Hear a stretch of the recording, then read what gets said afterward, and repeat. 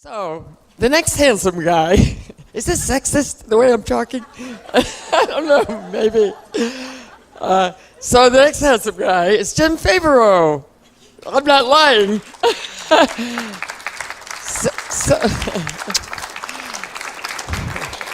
So, as I told you before, too soon, Jim was the architect for the wonderful, wonderful West Hollywood Library that's gotten all kinds of awards. And it got awards because he's thinking in the future. Jim specializes in designing public kind of projects and buildings. And I'm going to turn it over to him to tell you all about it. Thank you.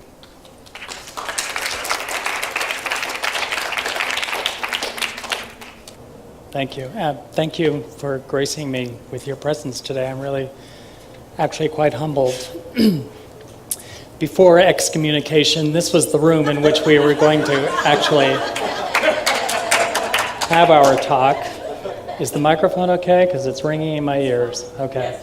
It sits within this building, on the ground floor of this building, called the West Hollywood Library, at the top of which is the main reading room, the living room of this lovely community. And it is this building that I wanted to address today within the context really beyond older paradigms with which I'm sure you're familiar, such as form follows function or modernity versus traditionalism.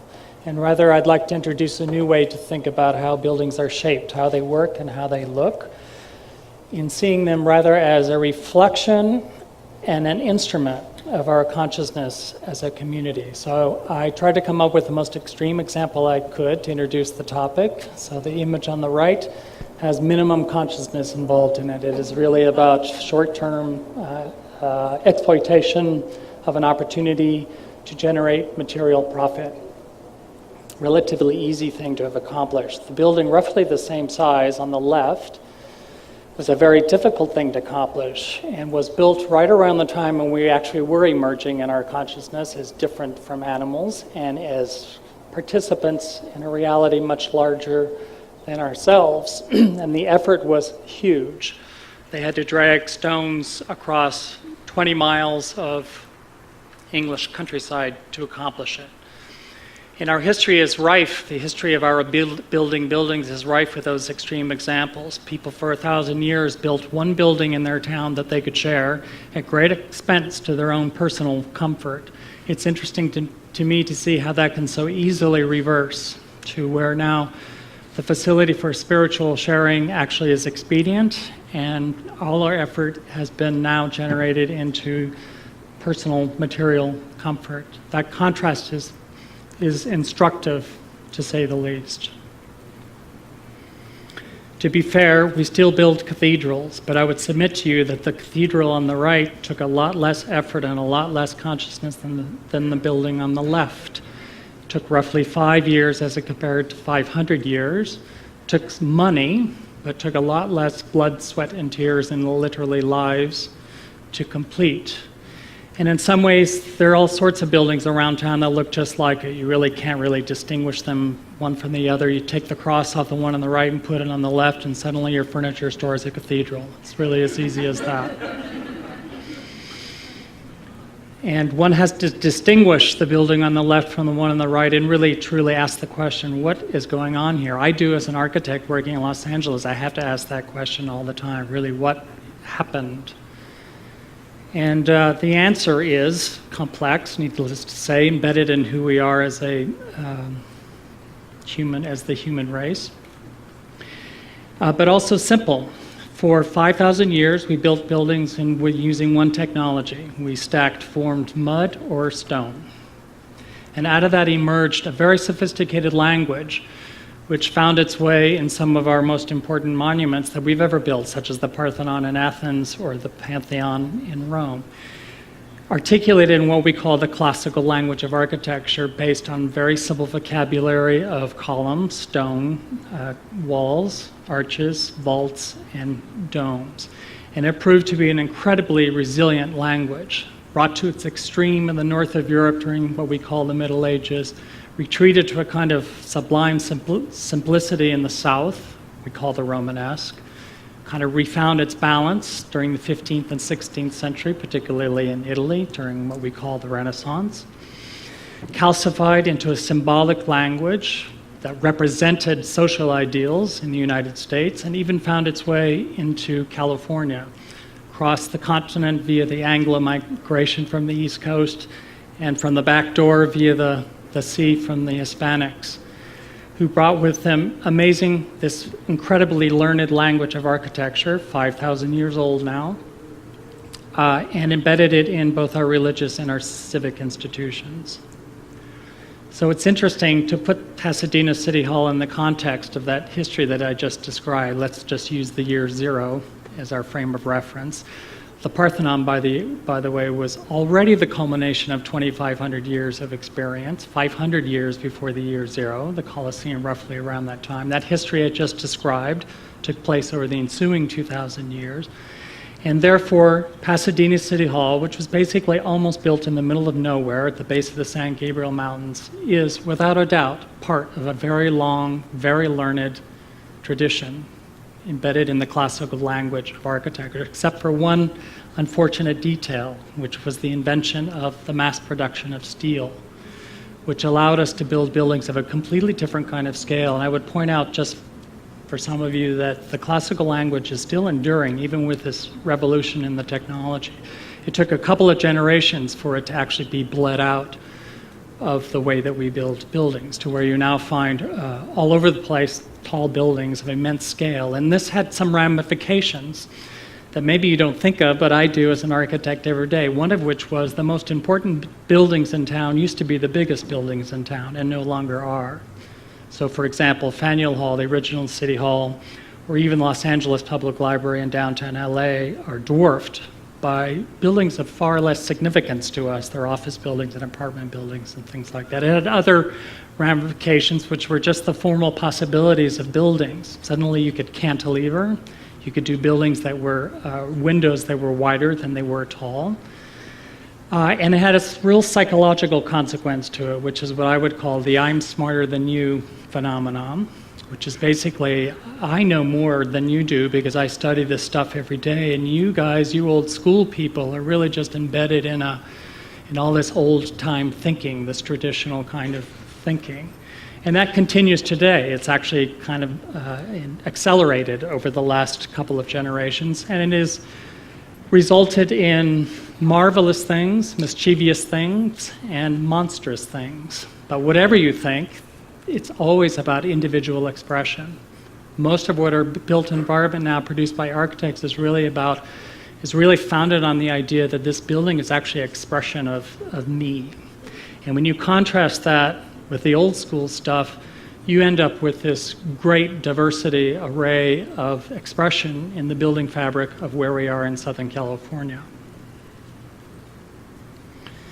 So how does one make sense of this, particularly as an architect who is wanting to serve people where they are in their consciousness, to reflect the consciousness for whom we are actually building these buildings? And so we have to ask the question, who are we? And fundamentally, we are an idea.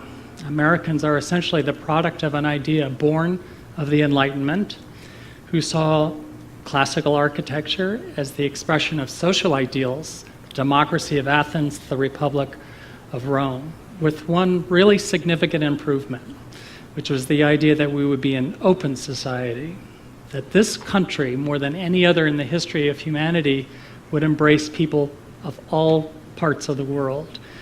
And that actually came true, and it has accelerated in the last 20 years. The interesting thing is these people bring with them a whole set of values, different languages of how to build buildings, color, texture, shape, which is certainly not this, built and conceived of by people like this. Putting this together, I realized the buildings actually look like the people, as opposed to who we actually really are, which are frankly the world's peoples. We bring with us, each of us brings with us shared cultural memories, ancient cultural memories that cannot dissipate over a single generation. And so this to me is something that we can neither deny on the one hand, nor necessarily criticize on the other. We have to actually embrace it as architects because it's true to who we are, who our community is. So, by way of example, this building, the West Hollywood Library, sits at the south end of this site, which is charitably referred to as the West Hollywood Park. It is dominated by this big blue glass building across the street. It literally dominates everything, particularly at the south end of the site, and it's embedded in one of the most eclectic neighborhoods you could find in the world. Because we are eclectic, I hope I just made that point. So you'll find Tudor, mock Tudor, you'll find Art Deco, you'll find pink buildings and blue buildings and red and green buildings and just anything under the sun. This is the park as it was until recently. It's filled with stuff, auditoria and pools and old libraries and tennis courts and things like that. And so really what we were charged with 12 years ago was to actually create a park where there is none now. And it was a very simple strategy, which was to empty it out and one by one rebuild facilities at the south end. And by that, in doing so, you would liberate the park. So the library is really just the first step in a much larger effort, which is about the creation of a shared open space within the community of West Hollywood.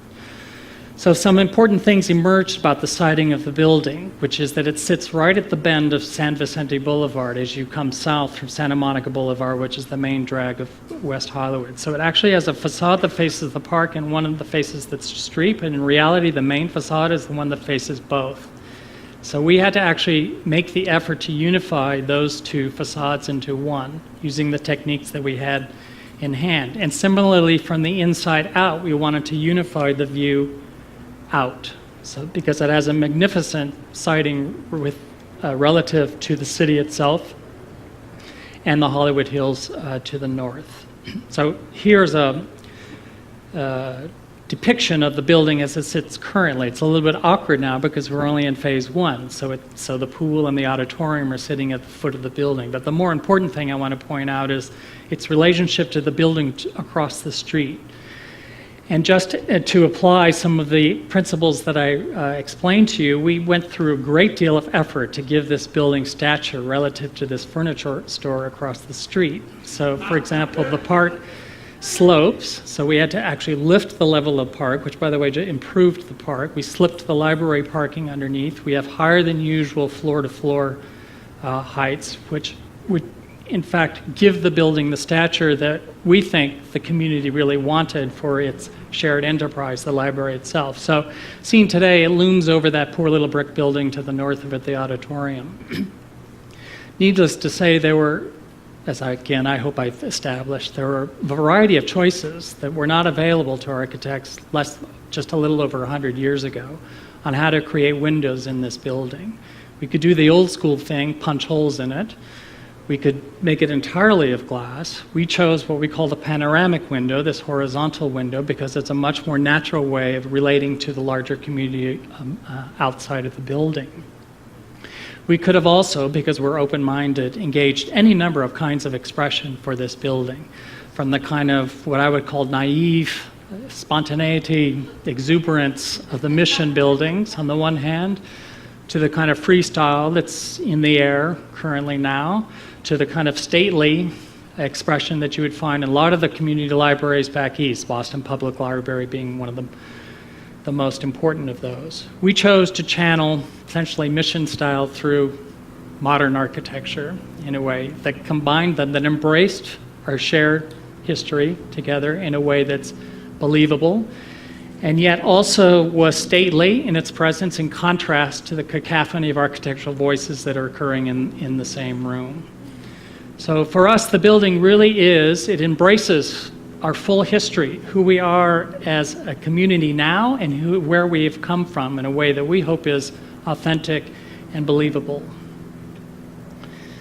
The wood ceiling, wood is the third material because of it combines tensile and compressive strength in one, so it's actually able to span long distances. And it has a long pedigree also in our experience of building buildings, beginning with the Greeks and the Romans and the Renaissance, and the Spaniards in California, and even the great buildings, the great libraries, the public libraries, which, by the way, is a uniquely American experience. The public library is really an American invention. But they were first modeled on palazzos of Italy.